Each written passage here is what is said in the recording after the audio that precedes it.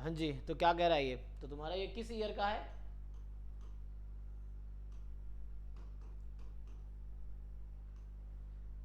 आवाज आ रही है संजय? सुन नहीं रहा क्या? Sir yes sir. किस ईयर का क्वेश्चन है एक ये? सर, एक तो मतलब 2018 का है, एक है 2016 का। अच्छा, ESP sir. ISI M stats का नहीं है? हाँ आईएसआई एम स्टेट का ही है, ईएसपी सर। अच्छा, ये पी एस बी है, सेकेंड मतलब सब्जेक्टिव जो हो, सब्जेक्टिव वाले का, ठीक है। तो ट्राई करके देखता हूँ, देखो। जैसे पाँच छः दोनों पूछने हैं। ठीक ठीक, है। देखो नहीं, पाँच। एक एक पूछना है जिसमें डिस्ट्रीब्यूशन है थोड़ा, इसको दोबारा पूछना। चल चेक और करते हैं। दूसरा पीडीएफ भेजा है, उसमें एक और पूछना है। हाँ, वन बाई वन देखते हैं, देखो। तो इसमें पांचवा क्वेश्चन जो है, so suppose x1 x2 are identically distributed random variable not necessarily independent taking value 1 2। तो देखो, x1 का सपोर्ट है 1,2, x2 का सपोर्ट है 1,2, ठीक। अब लाइव कर दिए थे, हाँ, क्योंकि लाइट जा सकता है। सो x1 x2 का सपोर्ट है 1 2 1 2। अब तुम ये बताओ, तो हमें गिवन है कि expectation of x1 into x2 कितना दे रखा है तुम्हें? 7/3। और एक्सपेक्टेशन ऑफ x1 दे रखा है 3/2। तो पूछ क्या रहा है तुमसे? Obtain the joint distribution of x1 x2, यही ना? यस। तो मतलब तुम्हें पता है कि देखो यहां से, सो ये डिस्क्रीट रैंडम वेरिएबल होगा, तो श्योर है ना? हाँ अब यस सर, बताओ। डिस्क्रीट है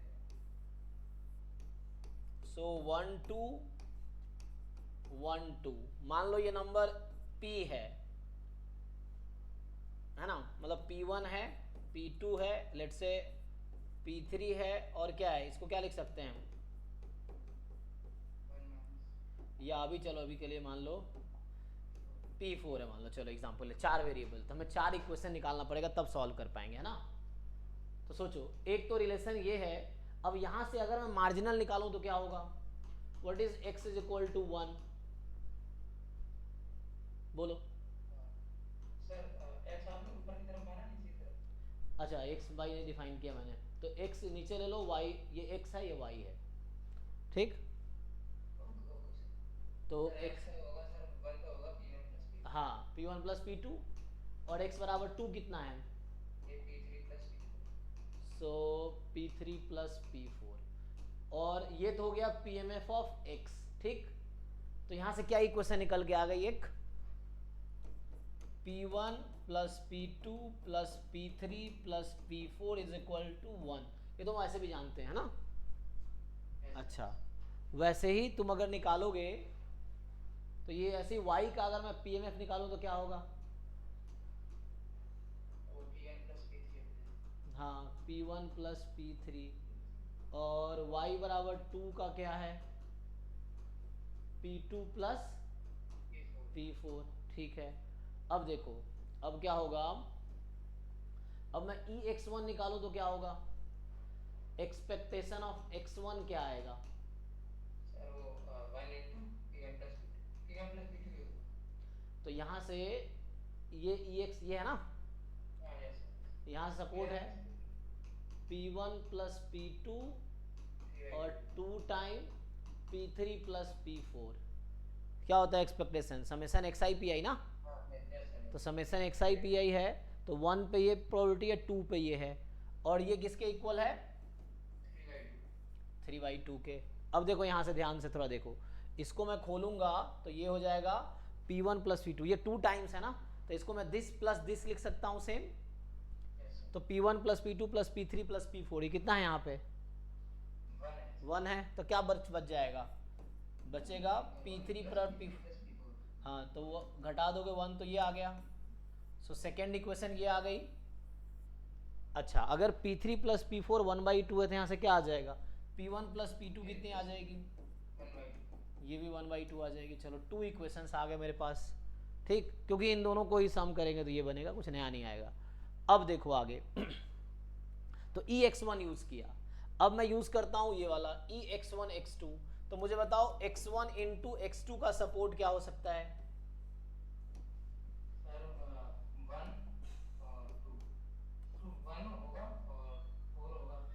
1 2 4 3 है ना. सो x जब है ना तो x1 इंटू x2 का सपोर्ट ये हो सकता है, तो इसका मास निकाल लो. So probability x1 into x2 1 कब होगी?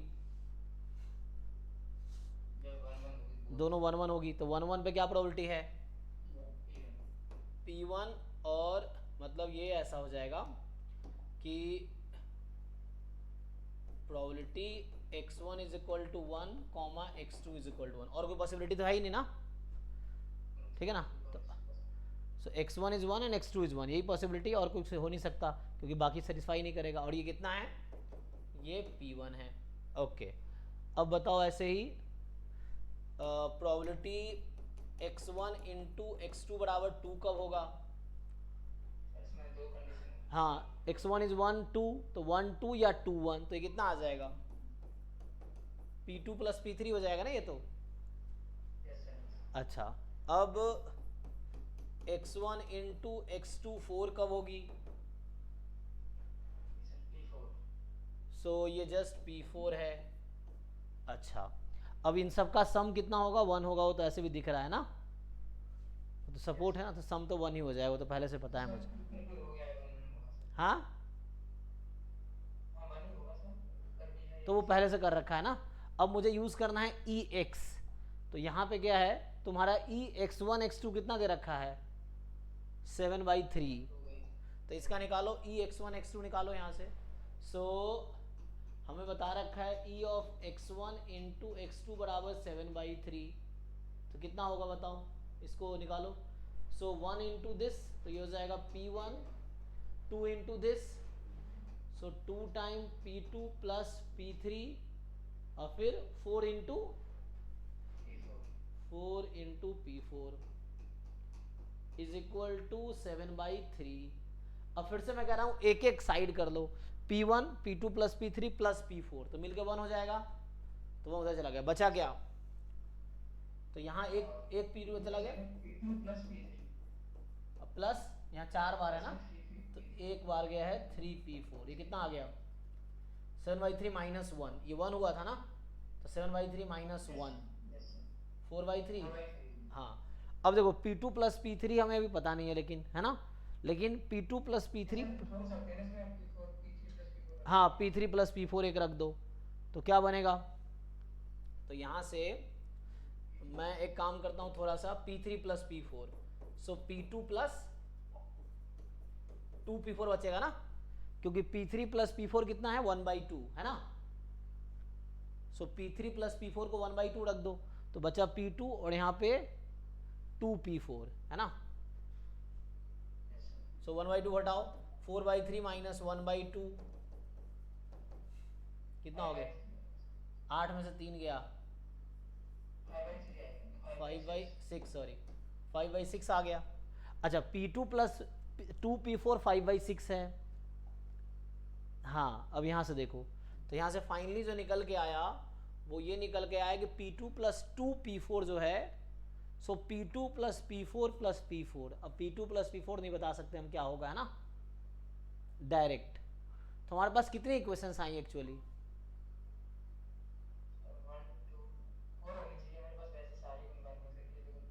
3 है अभी, क्योंकि ये दोनों तो मिल के यही देगा, है ना, ये है. अच्छा, अगर यहाँ से मैं जैसे इसमें P2 प्लस P4 की वैल्यू क्या रख सकता हूँ मैं? तो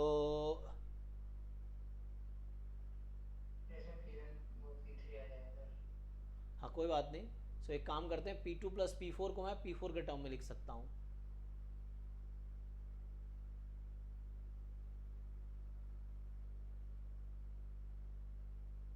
आ तो जाएगा ना, देखो P2 प्लस P4 किसके इक्वल आ जाएगा? ये एक इक्वेशन है मेरे पास. सो किसके इक्वल लिख सकता हूँ इसको मैं? 5/6.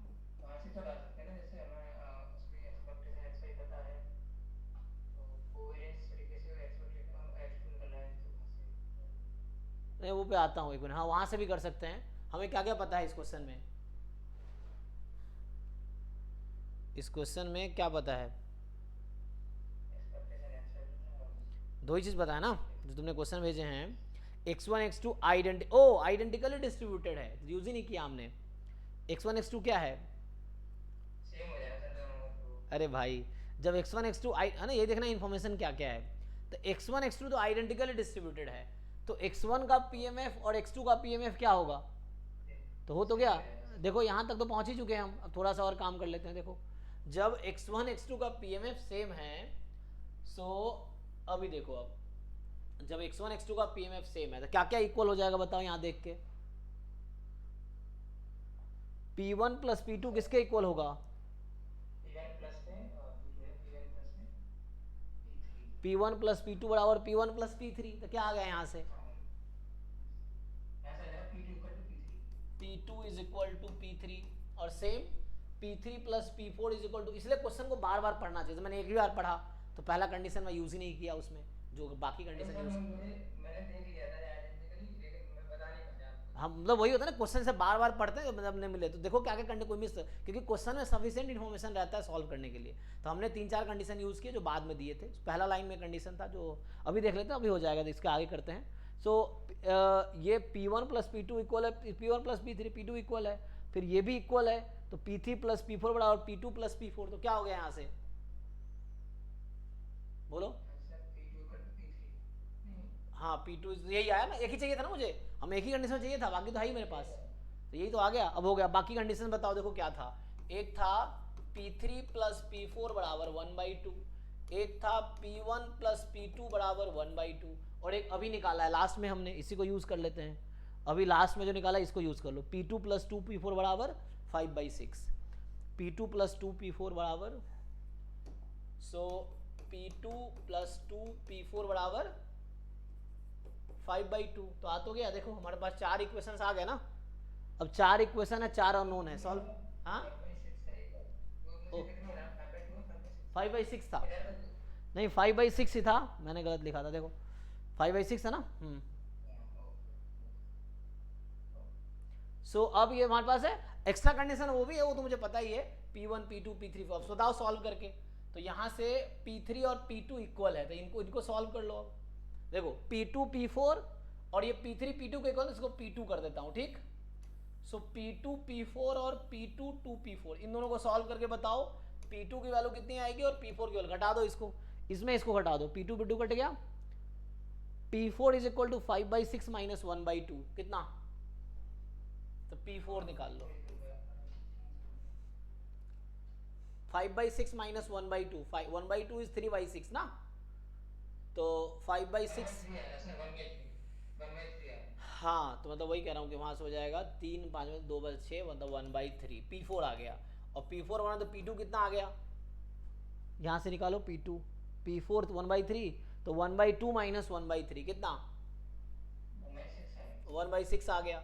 और P3 भी आ गया मेरे पास, कितना? 1/6। तो क्या बच गया? P1 यहाँ से आ गया, कितना आ गया? रख दो यहाँ पे, P4 1/3 है ना, P2 कितना है? 1/6 है, तो P1 कितना आ जाएगा? वो भी 1/3 है इसमें। हाँ तो मतलब वो क्या, तो यहाँ पे सो आ तो गया जो चाहिए था मुझे, ये ज्वाइंट पीएमएफ चाहिए था ना, तो ये रहा ज्वाइंट पीएमएफ। यस।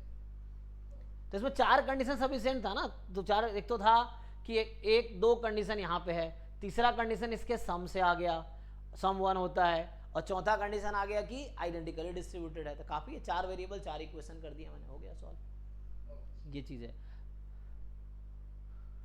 सो बस है ना, तो ये ज्वाइंट पीएम अब रख दो, P1 P2 P3 P4 जो भी वैल्यू आई है तो वो तुम्हें मिल गया ज्वाइंट पीएम। तो मतलब तुम कैलकुलेशन ठीक से किए नहीं होगे। दिक्कत क्या होता है, हमें क्वेश्चन एंड तक सॉल्व करना होता है, एंड। एक्चुअली आंसर कोवेरिएंस वाले से जा रहे थे, उस वजह से लग रहा है। अच्छा नहीं तुम्हें, मुझे लगा कि कोवेरिएंस वाले अप्रोच लगेगी इसमें, एक्सपेरिमेंट।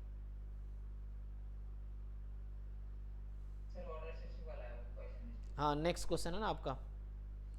सो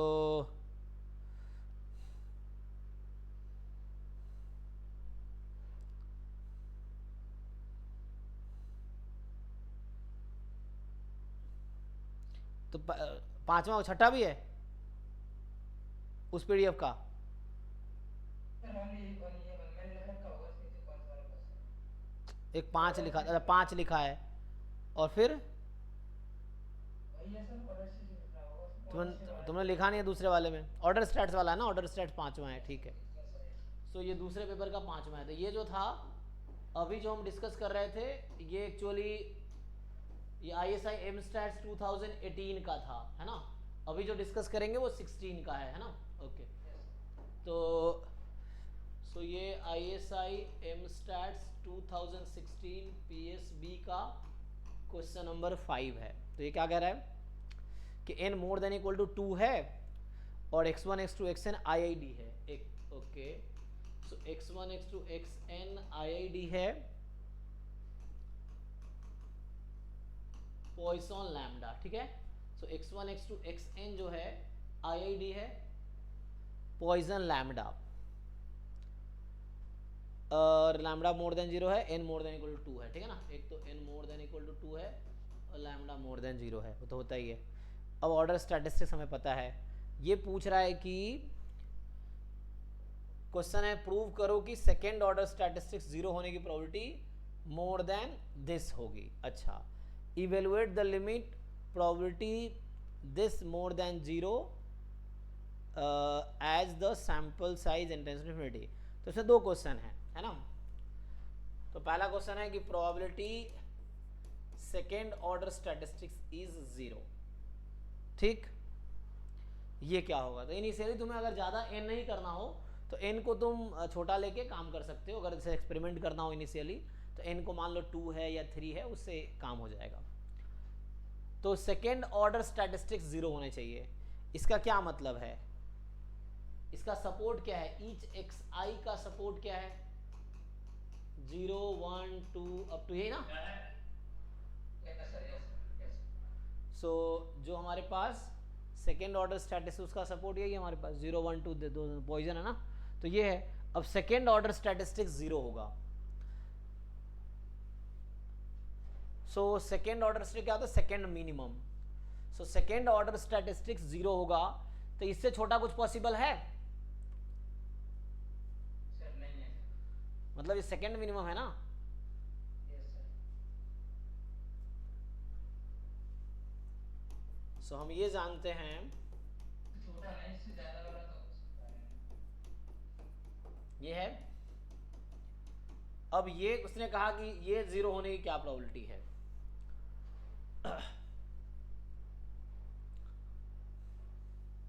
तो एक काम तुम ये कर सकते हो यहाँ पे, सर हम उसके उससे कर रहे थे PDF से जो ऑर्डर से निकालने के बाद, लेकिन वो आंसर नहीं तो वो तो कॉन्टिन्यूअस के लिए फॉर्मूला होता है जो तुम कर रहे हो, ये तो डिस्क्रीट है। जो फॉर्मूला तुम जानते हो rth ऑर्डर स्टैटिस्टिक्स का PDF का, वो तो कॉन्टिन्यूअस रैंडम वेरिएबल के लिए होता है, वो फॉर्मूला यहाँ लगेगा ही नहीं, क्योंकि तो PMF पूछ रहा है, तुम PDF निकाल रहे हो। यहाँ क्या पूछ रहा है, PMF पूछ रहा है। तो मैं अगर ये पूछूं कि सेकेंड ऑर्डर स्टैटिस्टिक्स का सपोर्ट क्या हो सकता है, अगर xi का सपोर्ट ये है तो सेकेंड ऑर्डर स्टैटिस्टिक्स का सपोर्ट क्या हो सकता है, पॉसिबल सब सेम ही होगा। देखो किसी भी ऑर्डर स्टैटिस्टिक्स का सपोर्ट वही होता है जो पॉपुलेशन का सपोर्ट, जो ओरिजिनल डिस्ट्रीब्यूशन का सपोर्ट है किसी भी ऑर्डर स्टैटिस्टिक्स का, तो उसका सपोर्ट वही रहेगा जो एक्चुअल डिस्ट्रीब्यूशन का सपोर्ट है, ठीक है। सो सपोर्ट सेम ही रहेगा, 0 1 2 एंड सो ऑन, यही सपोर्ट है। अब पूछ रहा है ये 0 कब होगी, क्वेश्चन ये है। तो ये सेकेंड ऑर्डर स्टैटिस्टिक्स 0 कब होगी, तो यहाँ पे ये है तुम्हारे पास। तो ये 0 कब होगी बताओ।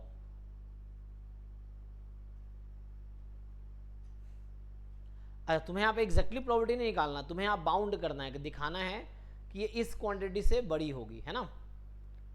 1 minus n into 1 minus e की power minus lambda this. Okay,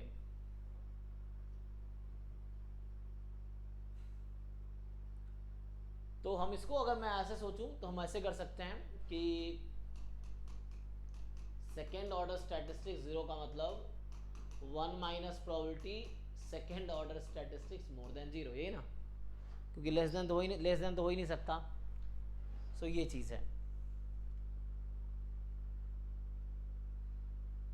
अब सेकेंड ऑर्डर स्टैटिस्टिक्स 0 से ज़्यादा कब होगा,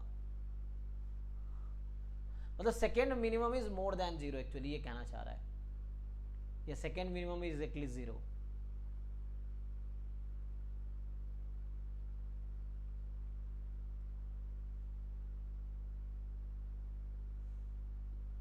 तो इसके लिए फेवरेबल आउटकम ढूंढोगे हो तो क्या आएगा, अगर मैं फेवरेबल आउट ऐसे बनाऊं तो हो सकता है पहला जीरो दूसरा जीरो, अब बाकी तुम कुछ भी ले लो, इससे क्या ही फर्क पड़ रहा है।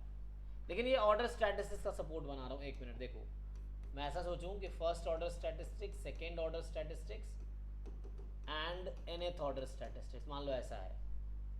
तो अगर ये तो इस ऑर्डर में है ना, तो अगर ये जीरो है इसका क्या मतलब है, अभी डिस्क्रीट है तो इक्वल भी हो सकता है ना। सो इससे छोटा तो कुछ पॉसिबल नहीं, तो जीरो ही होना पड़ेगा और कोई पॉसिबल है ही नहीं। अब यहाँ कुछ भी हो सकता है more than equal to zero, तो यहाँ जीरो भी हो सकता है, वन भी हो सकता है, लेकिन ऑर्डर इक्वल इंक्रीजिंग रहेगा। सर सेकंड में जीरो होगा, फिर वो भी हो सकता है सारे भी जीरो भी हो सकते हैं। द 1 2 3 हाँ सारे जीरो भी हो सकते हैं, लेकिन ये जीरो से ज़्यादा भी हो सकते हैं। दो ही कंडीशन होते हैं, जीरो से ज़्यादा भी हो सकता है और ये जीरो हो सकता है, सारे तब आएगा।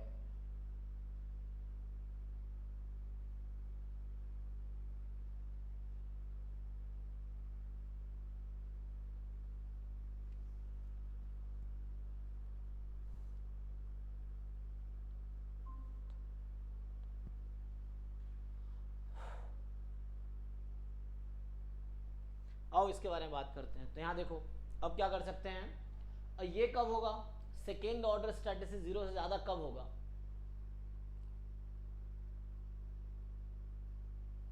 जब फर्स्ट ऑर्डर स्टैटिस्टिक्स का सेकंड ऑर्डर स्टैटिस्टिक्स जीरो ना हो। Exactly more than zero. तो ये निकालना थोड़ा सा पेचीदा टास्क है ना। सो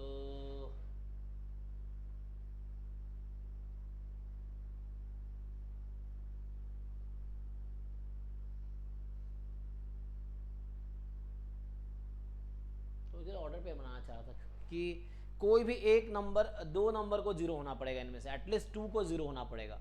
इसका मतलब क्या है, एटलीस्ट टू नंबर का सपोर्ट जो होगा वो जीरो होगा, बाकी का सपोर्ट कुछ भी हो सकता है। So at least to number has support more than zero. या सीडीएफ अप्रोच जाना चाहोगे, सीडीएफ अप्रोच से भी हो जाएगा। तो सीडीएफ अप्रोच पता है तुम्हें क्या होता है, अगर तुम सीडीएफ अप्रोच से जाओगे तो सीडीएफ कॉमन रहता है, ये जो कंटिन्यूस डिस्क्रिप्ट दोनों में। हाँ आरएथ ऑर्डर स्टैटिस्टिक्स का जो सीडीएफ होता है उसका फॉर्मूला क्या है, सीडीएफ ऑफ आरएथ ऑर्डर स्टैटिस्टिक्स। उससे अगर जाऊं मैं,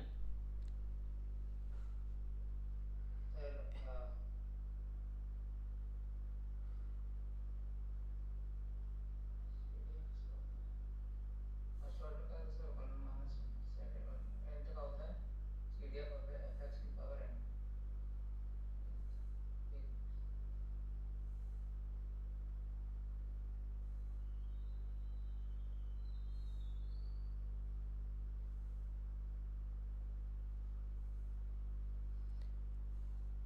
सो ये होता है एन चूज के, और आएगा तुम्हारे पास, अच्छा probability less than equal to k होगा यहाँ पे तुम्हारे पास। So n choose k and then इसका फॉर्मूला यूनियन फॉर्मूला यही है कि like probability x less than equal to t जो होंगे वो के होंगे, और बाकी मोर देन जो होगा ना, इसी को one minus C D F लिख सकते हो।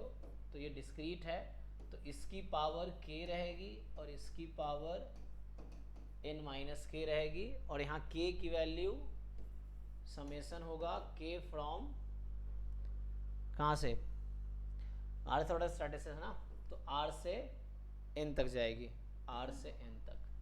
सो ये है अगर rth ऑर्डर, तो सेकेंड ऑर्डर स्टैटिस्टिक्स अगर तुम CDF लिखोगे तो क्या होगा, सो अच्छा इसको मैं CDF का, जैसे मैं ये तरीका लिख रहा हूँ, इसी को मैं CDF के टर्म में लिखूँ तो क्या लिख सकता हूँ, जैसे मैं कह रहा हूँ ना, इसको अगर CDF के टर्म में लिखूंगा तो क्या लिख सकता हूँ, CDF एट, हम लोग x बराबर x को क्या लिखते थे, CDF of at x minus CDF at x minus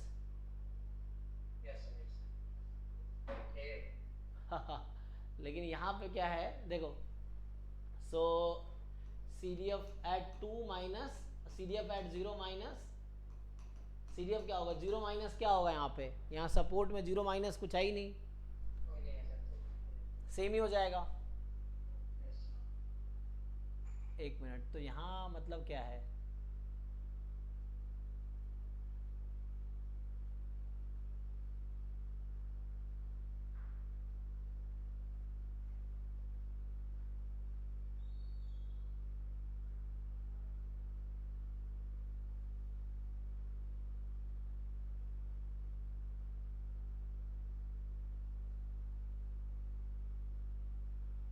तो ये तो जीरो हो जाएगी, ये क्या हो जाएगी जीरो, तो यहाँ से आ जाएगा सेकेंड ऑर्डर स्टेटस जीरो, क्योंकि यहाँ पे ना ये बोल रहा है कि second order state value zero से कम, तो जीरो से कम तो सपोर्ट ही नहीं है ना, तो ये वैल्यू तुम्हारी जीरो हो जाएगी। ठीक, मैं दूसरा अप्रोच लगा रहा हूँ, तो ये फाइनली कहने का मतलब है कि ये इसके इक्वल आ गया, ये जस्ट इसके इसको हटा देता हूँ, तो जस्ट इसके इक्वल आ गया, तो लिख ही सकते हो, डायरेक्ट भी लिख सकते थे, क्योंकि जो पहला पॉइंट है वहाँ पे सी डी एफ जो होता है उस पॉइंट पे मास होता है एक्चुअली, है ना, फर्स्ट पॉइंट पे जो सपोर्ट का पहला पॉइंट है, तो ये चीज़ है, तो मैं अभी ये निकालने की कोशिश कर रहा हूँ। ठीक है, अगर ये निकाल लूँगा तो काम हो जाएगा, तो मुझे यही तो प्रूफ करना है, तो इससे काम हो जाएगा, देख लो, तो यही से कर लोगे।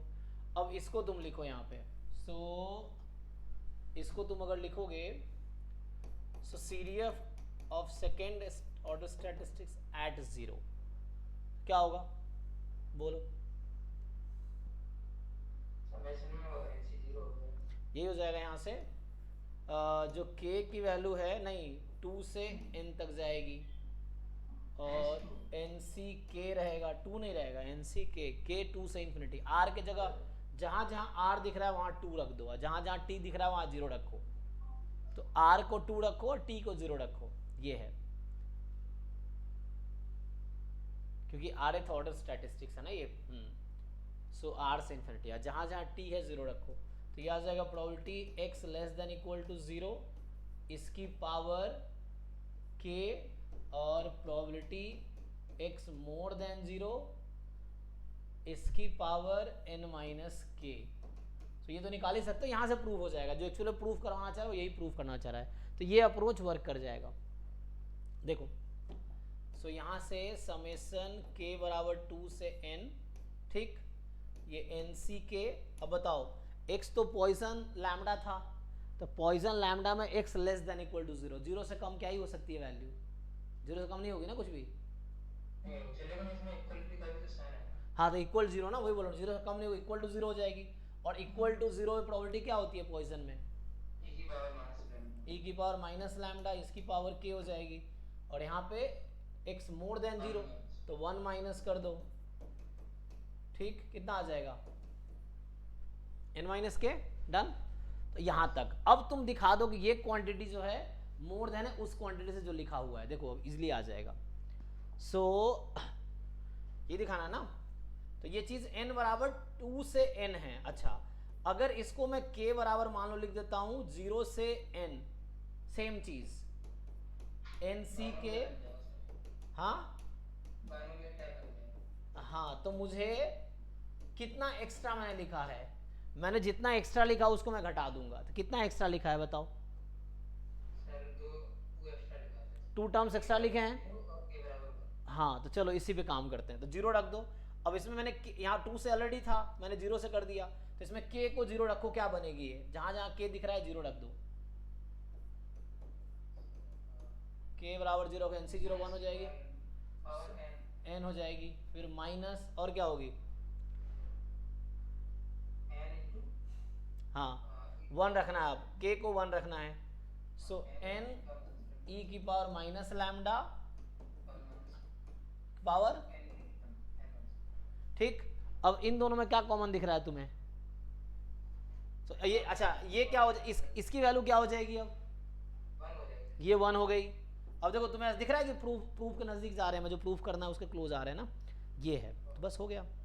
अब ये देखो 1-2 लाइन में हो जाए, क्वेश्चन क्या है तुम्हारा, तो मोर देन 1 माइनस, अब इन दोनों में क्या मुझे क्या लाना है वो देखो, लाना क्या है, तो हमें एक्चुअल, कॉमन में ले जाएंगे सर, तो वो कॉमन में सो हमें n चाहिए, और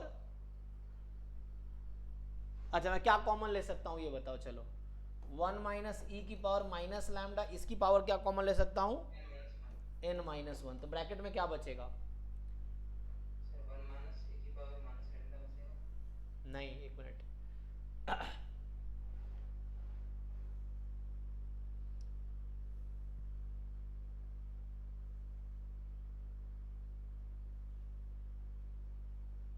अभी तो 1 मिनट रुको, मैं पहले ऐसे ही लिखता हूँ, रुको, फिर इसको हम प्रूफ पिलाने की कोशिश करते हैं.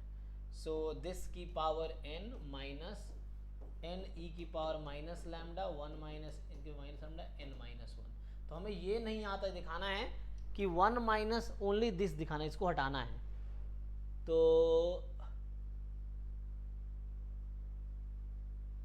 ठीक है, चलो देखो कोशिश करते हैं. सो अभी बताओ क्या करें. अभी जो कॉमन लेयर थे वो लेते हैं अब. सो यही से तुम्हें समहाउ मैनिपुलेट करके अब दिखा देना है कि ये मतलब अभी क्या प्रूफ कर देना है मुझे, कि मुझे ये दिखा देना कि ये क्वांटिटी मोर देन है 1 माइनस जो क्वेश्चन में बोलना चाह रहा है n 1 माइनस ई की power minus lambda n minus 1. तुम्हारा बस इतना ही पर्पस ये दिखा देना कि ये जो क्वांटिटी है इससे ज़्यादा है, ये दिखा देना है खाली. कैसे दिखा पाओगे? तो e की पावर माइनस लैम्डा है, उसका डिवाइड कर दो तो ये वाली क्वांटिटी आ जाएगी इन दोनों में से. दोनों एक बार माइनस लैम्डा क्या कर दे, इसमें मतलब कॉमन ले लेते हैं तो ये n into 1 minus n minus 1 आ जाएगा. इसके नीचे 1 माइनस के इसके नीचे आ जाएगा वो e की पावर माइनस लैम्डा सेकंड वाला टर्म. तो मुझे ये दिखाना है ना, तो इसके वाले मुझे दिखाना पड़ेगा. अगर मैं ऐसा करूं कि अच्छा तो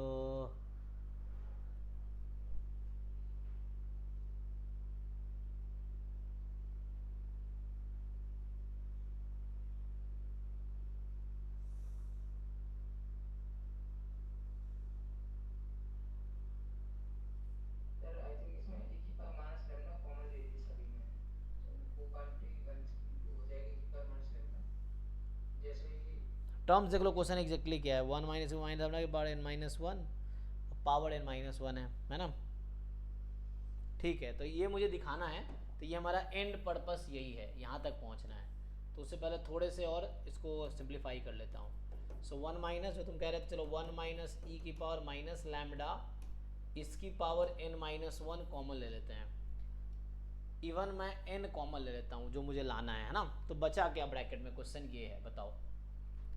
मैंने n और ये कॉमन लिया, n था नहीं तो n से मल्टीप्लाई डिवाइड किया. देख तो 1 बाई n होगा प्लस प्लस क्या आएगा, ये बनेगा. चेक कर लो बाकी लोग जी. नहीं सर e की पावर माइनस n माइनस 1 होगा तो अच्छा एक मिनट, हमने एक टर्म यहाँ भी तो है. ओके ओके 1 वो मिनट. बच जाएगा. सो एक टर्म यहाँ भी है. सो 1 बाई n टाइम ये है, क्योंकि ये माइनस पावर माइनस 1 कॉमन लिया मैंने, तो ये हो गया. और प्लस e की पावर ये है, चेक कर लो.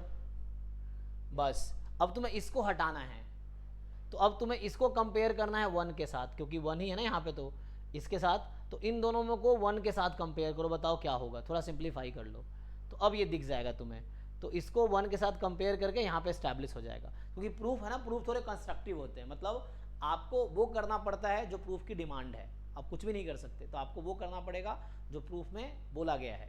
सो हमें ये लाना है समहाउ, तो हमें इसके डिमांड के हिसाब से इनइक्वालिटी चूज करनी पड़ेगी.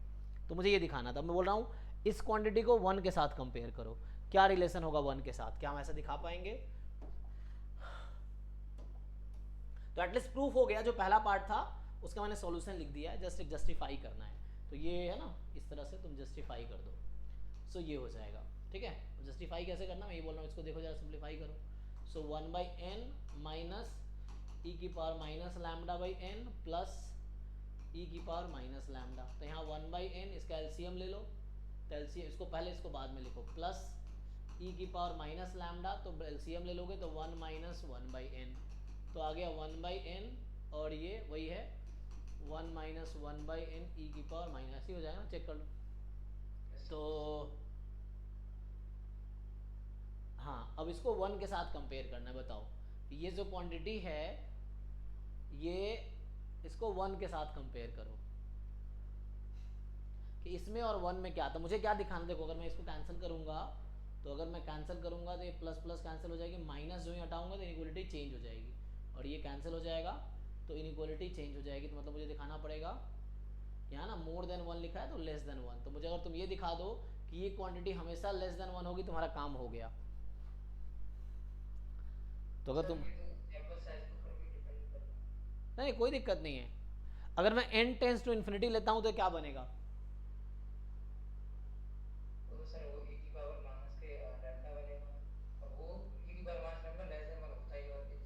तो 1/e लैम्डा है, और लैम्डा डिपेंड करता है क्या है लैम्डा। इतना ही हो जाएगा। हाँ हाँ हो जाएगा ना प्रूफ, वही बोल रहा हूँ। नेगेटिव तो लेंगे इसको तुम इंडक्शन से, मैं बोल रहा हूँ एन अगर लार्ज है तो ऑब्वियसली ट्रू आ जाएगा ये। एन कुछ और भी ले लोगे तब भी हो जाएगा ये, ठीक है ना।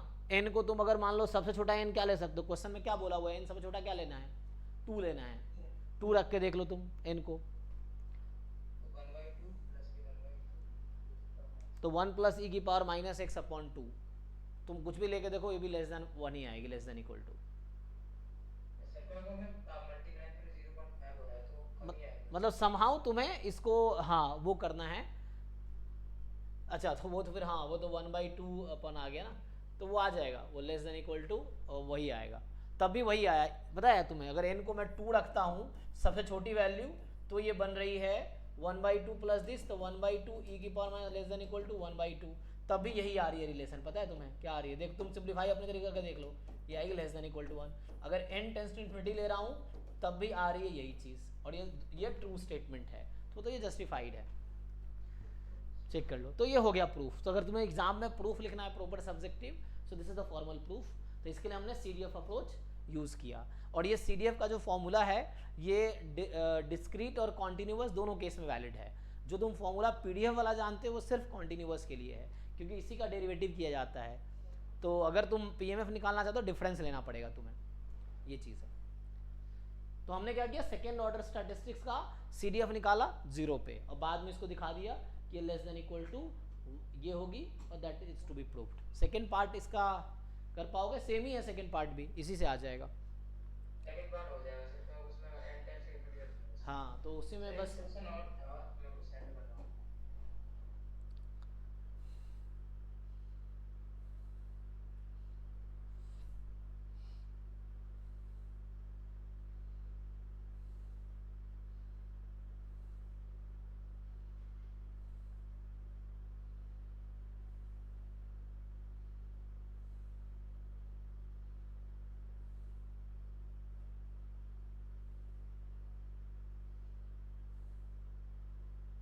अरे एक का सेकंड पार्ट है जिसमें एलन दे रखा है, सो वो कैसे फाइंड करेंगे।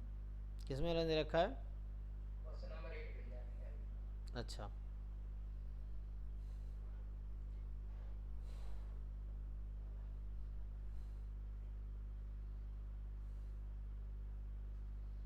एट में सेकंड पार्ट बी पार्ट कि अल्फा 0 1 के बीच है, तो obtain a statistic ln which is a function of x1 x2 xn। तो एक तुम स्टैटिस्टिक्स मतलब हो गया एस्टिमेटर समझो, हाँ फंक्शन है ना, फंक्शन ऑफ रैंडम वेरिएबल, ठीक है। इस तरीके से हो कि probability ln less than rho less than 1 is equal to alpha हो जाए। सो रो क्या है यहाँ पे, रो पहले डिफाइन कर रखा होगा, को वेरियंस बिटवीन x1 x2, और चूंकि ये कहाँ से लिया गया मीन पता नहीं है, बट वेरियंस 1 है ना।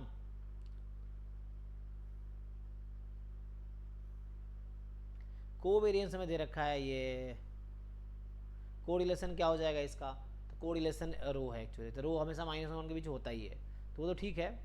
ln लेस दैन रो होगा और लेस दैन 1, इसकी प्रोबेबिलिटी अल्फा हो जाएगी, तो ऐसा ln बताओ क्या होगा।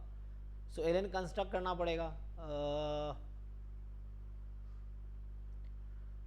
तो गिवन अल्फा, तो अल्फा कोई चूज कर लो, फॉर एग्जांपल अल्फा मान लो तुम्हारा एग्जांपल कुछ भी ले सकते 0.9 ले लो, तो उसके लिए ढूंढना पड़ेगा, तो पहले ऊपर वाला पार्ट समझना पड़ेगा फिर हो जाएगा, कनेक्टेड होगा ना एक्चुअली। तो तुम्हारे पास बाई वेरिएट दे रखा है डिस्ट्रीब्यूशन, जिसमें वेरिएंस 1 है, मीन इक्वल है, क्या है ना पता नहीं, तो अभी के लिए अज्यूम कर सकते हो 0 है फॉर एग्जांपल। तो इससे निकल आएगा ना, इसमें दे रखा है ना, वो रो के टर्म में निकल के आ जाएगा। वो तो है हाँ, पिछला पहला पार्ट यूज़ कर लो ना, तो पहले पार्ट से नहीं बना लोगे तुम, सी ऑफ रो है ना, तो उसको समहाउ रो के टर्म में कुछ अगर लिख लोगे तो रो को राइट में रख लो, लेस देन 1 का कोई रोल नहीं है बी पार्ट में, लेस देन 1 तो ऑब्वियस है क्योंकि लेस देन 1 ही होगा, तो उसका मेन है ln लेस देन रो की बात करना है, क्या ऐसा लोगे कि अल्फा आ जाएगा, तो अल्फा उसके हिसाब से फिट कर लेंगे हम, जेड अल्फा टाइप का बना लेंगे, ये है। तो उसके बाद तुम फिक्स कर लो फॉर तो एग्जाम्पल। उसमें रो के टर्म में जो निकाली थी सीपी की वैल्यू, वो आई थी रूट में एन वन माइनस रो। बस हो गया, तो उसको रो राइट साइड में रखो, बाकी को लेफ्ट में बुला लो, और जो बचेगा प्रोबेबिलिटी लास्ट में उसको अल्फा बोल दो। जो पी का जो रो का फंक्शन था वो निकल के आया, अरे और भाई एक्स बार में उसको यूज नहीं कर पाया। जैसे तुम यहाँ निकाल रहे हो N time x bar minus y बार, तो इसका मीन तो जीरो ही है। इसका स्टैंडर्ड डेविएशन क्या है x bar minus y bar का? एक्स ये 1/, मैं इसको ऐसे लिखता हूँ, रुक जाओ देखो, इसका सर यही है रूट में 2n 1 माइनस रो, ये स्टैंडर्ड डेविएशन है। माइनस जीरो है इसका, और 1/n प्लस 1/n होगा रूट में। फिर दोनों इंडिपेंडेंट है क्या? एक्स आई वाई आई इंडिपेंडेंट है, हाँ।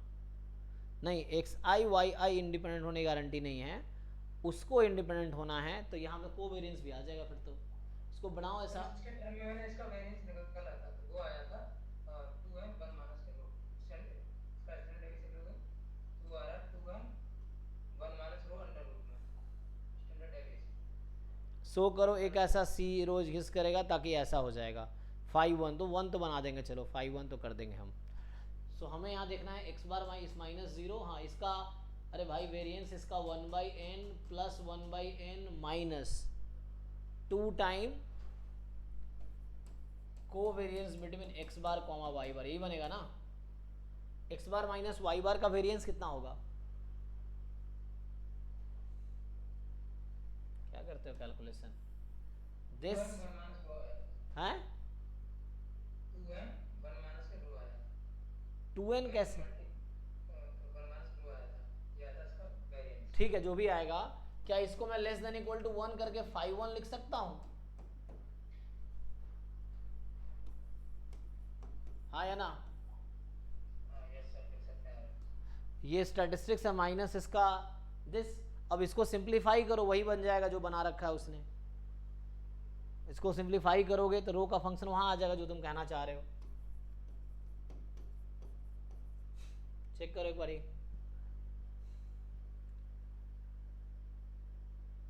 ये वेरिएंस ऑफ एक्स बार यहाँ कितना आता है? 2n स्क्वायर नहीं बनेगा, सिग्मा स्क्वायर बाई क्या होता है n। Variance of x bar कितना आता है? सिग्मा स्क्वायर n ना, हाँ, y bar sigma square by n। तो इस तरीके से आ जाएगा, तो यहाँ से आ जाएगा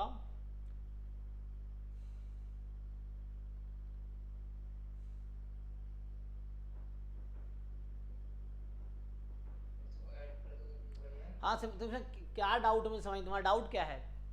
जो सर फंक्शन था ln, वो क्या आया, बस ये डाउट अरे एलन ये मान लो एग्जांपल के लिए, अगर अल्फा मेरा 5/1 है फॉर एग्जांपल, तो एलन क्या होगा? ये बना पाओगे तुम? तो भाई इसी को सिंप्लीफाई कर लो ना, कि what is less than equal to sum row, और ये मान लो कुछ नंबर यही 5/1 ही है। अब इसको तुम सिंप्लीफाई करके बस रो, यहाँ रो रख लेना राइट साइड में। अब जो यहाँ बचेगा वो एलन है, मतलब इसी चीज को सिंप्लीफाई करो, राइट साइड में रो रोक लो, जो लेफ्ट साइड में रहेगा वही एलन है तुम्हारा, हो गया काम।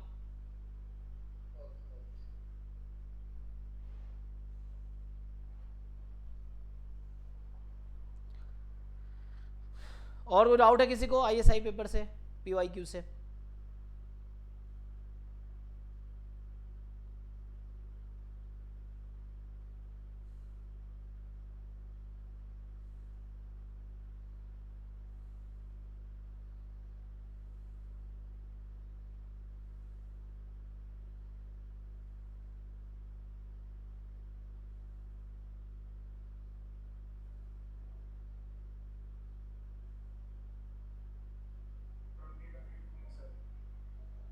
क्या है question?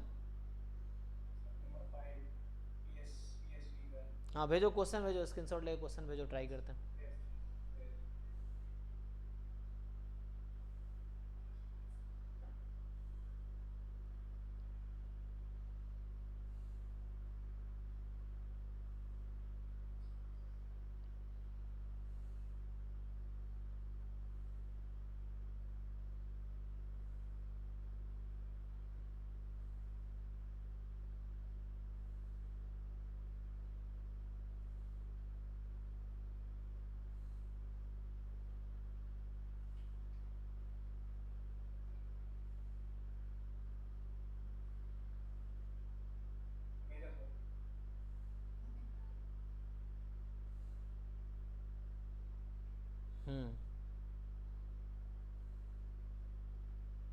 Suppose r more than equal to 1 distinct books है are distributed at random among n children. जैसे इस तरह क्वेश्चन में शुरू में जब डाउट हो रहा हो तो एक काम किया करो कि एन और आर को फिक्स कर लो। जब सॉल्व कर लोगे उस एन आर को फिक्स करके तो तुम्हें एक आइडिया मिल जाएगा क्वेश्चन में हुआ क्या है, तुमने किया क्या है। वही चीज़ फिर जनरलाइज करो तो आसान रहता है। डायरेक्टली एन आर में करो तो थोड़ा सा कन्फ्यूजन हो तुम्हें। सो इस क्वेश्चन में जैसे बोल रहा है कि आर बुक्स है, ठीक, आर बुक्स है जो कि मोर देन इक्वल टू 1 है, ठीक, और n more than equal to 3 childrens है। तो एग्जाम्पल के लिए मैं सबसे आसान बताऊं, चलो 1 बुक है और 3 चिल्ड्रेन है, सबसे आसान तरीका। मान लो अभी शुरू में अब बोल रहा है कि for each j belongs to 0 1 to r, तो r को मैंने 1 ले लिया, तो ईच बिलोंग्स टू r को तो 1 ले लिया ना, तो 0 1 ये बोला। So for each j belongs to 0 to r, r1 है 0 1, compute the probability that, so compute the probability that the first child gets exactly j books। j क्या है 0 1,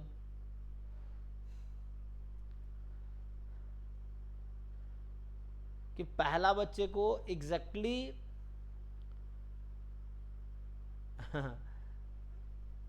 तो क्या x है number of books first children get, first child get, ठीक। So the number of books first child get ये है। तो बताओ यहाँ पे x की पॉसिबल वाली ये पूछ रहा है कि for H J the J books, तो x बराबर j की पॉसिबल 0 है। What is probability of getting 0 and what is the probability of getting 1, ये बताओ क्या निकाल पाओगे। एक बुक है 3 चिल्ड्रेन है, एक बुक को 3 चिल्ड्रेन में बांटना है, क्या हो सकता है।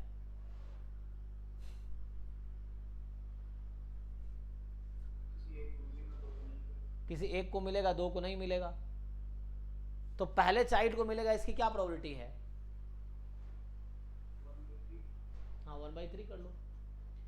नहीं, यहाँ x बराबर 0 है, इसका क्या मतलब हुआ कि पहले चाइल्ड को नहीं मिलेगा, इसकी क्या प्रोबेबिलिटी है। हाँ, तो पहले चाइल्ड को नहीं मिलेगा क्योंकि 3 चिल्ड्रेन है ना। सो ये मान लो 3 चिल्ड्रेन है, एक ही बुक है, सो इसके पास 1 2 3, तो ये पहला दूसरा तीसरा, तो पहले वाले को नहीं मिला या दूसरा तीसरा को मिला है तो उसकी प्रोबेबिलिटी 2/3। पहले वाले x बराबर 1, द 1 बुक मिलेगा फर्स्ट चिल्ड्रेन को, तो इसकी प्रोबेबिलिटी, तो ये हो गया आंसर। अभी मैंने r फिक्स किया, चलो इसको बढ़ाओ, अब तुम चेंज करो अभी थोड़े से। अब तुम सोचो क्या हुआ एक्चुअली, अब इसी को तुम थोड़ा एक्सपेरिमेंट लार्ज नंबर के लिए ट्राई कर लो। अब तुम इसको डायरेक्टली चेक करो, अब तुम जनरलाइज करो इस क्वेश्चन को। तो एक्चुअली 3 क्यों हुआ है यहाँ पे, थोड़ा सा मैं इसको तुम्हें लार्ज करके दिखाता हूँ। अच्छा इसमें क्या है, टाइम भी होने वाला है। सो r मान लो 5 ले लिया मैंने, और n, इसने r n में कोई रिलेशन नहीं है ना, r और n में कोई रिलेशन नहीं है, तो कर पाओगे, ये हो जाएगा। अच्छा इसी चीज़ को तुम बी ऑप्शन के लिए इंप्लीमेंट करो। ये तो ए के लिए मैंने बात किया ना, ए में यही पूछा था कि क्या प्रोबेबिलिटी है for each g compute probability of this, तो ये मैंने ए पार्ट सॉल्व कर दिया। बी पार्ट क्या बोल रहा था, इसी के लिए मैं करता हूँ। X number of children who do not get any book, y number of children who get exactly 1 book. तो यहाँ पे अब दूसरे पार्ट में जो है यही चीज़ है वो, तो जब सीखना हो तो ऐसे ही इनिशियली ट्राई करो एंड देन उसको जनरलाइज करो, तब भी हो जाएगा। तो x क्या है, number of children who do not get any book. So x बराबर 0 हो गया ना, मतलब नहीं, एक यहाँ तो x है अलग, x तो सो x है एक्चुअली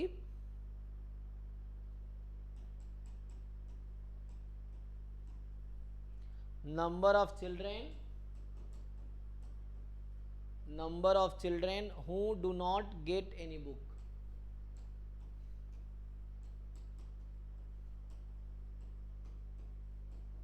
और y है the number of children who get exactly 1 book.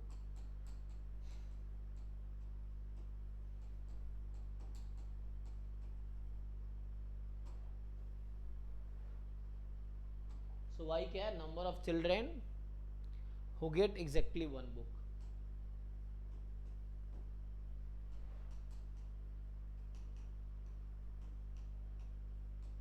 So बताओ यहाँ पे अब पूछ रहा है कि बताओ what is the so that the covariance between, ये आएगा वो तो बाद में एन आर आर जो लिया उसके लिए सेटिस्फाई हो जाएगा, मैं सीधा निकाल के बताता हूँ। So covariance between x y का मतलब है E of x into y minus E x E Y,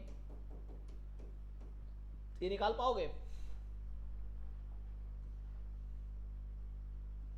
तो हमने जो अभी केस कंसीडर किए हैं उसके हिसाब से बताओ कि x का सपोर्ट क्या होगा। जो केस मैंने अभी लिया है उसके हिसाब से x का क्या सपोर्ट है।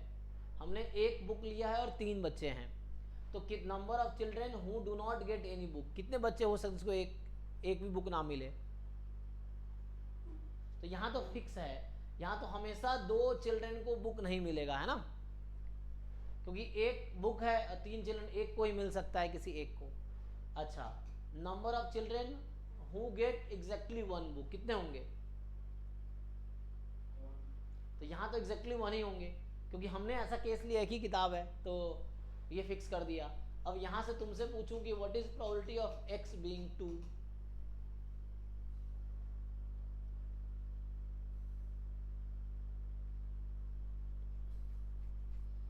What is probability of x being 2।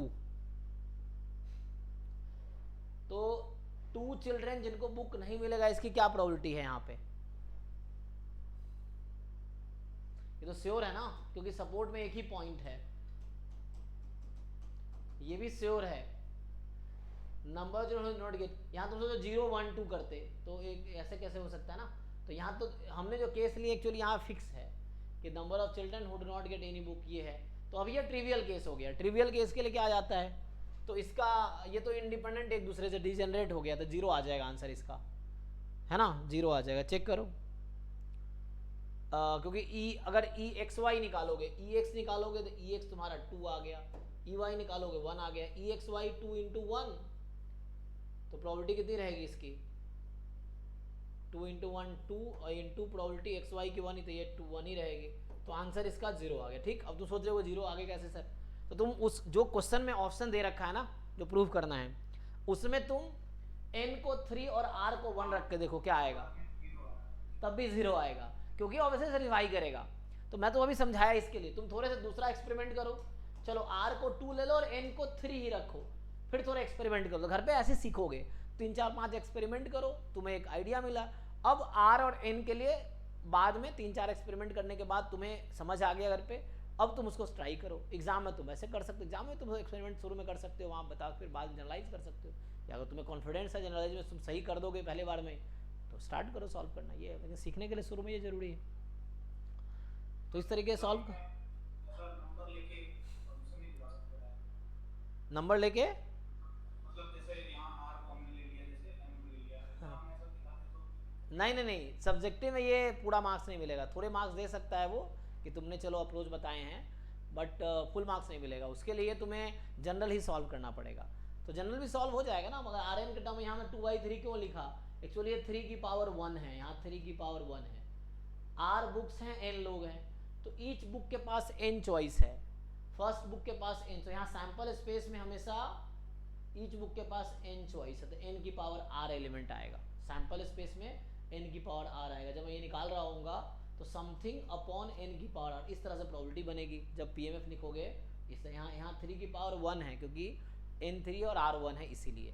ठीक है, चलो ठीक है, अभी स्टॉप करते हैं, अभी नेक्स्ट बैच का टाइम है, तो अभी यहीं पे तुम लोग लीव कर दो।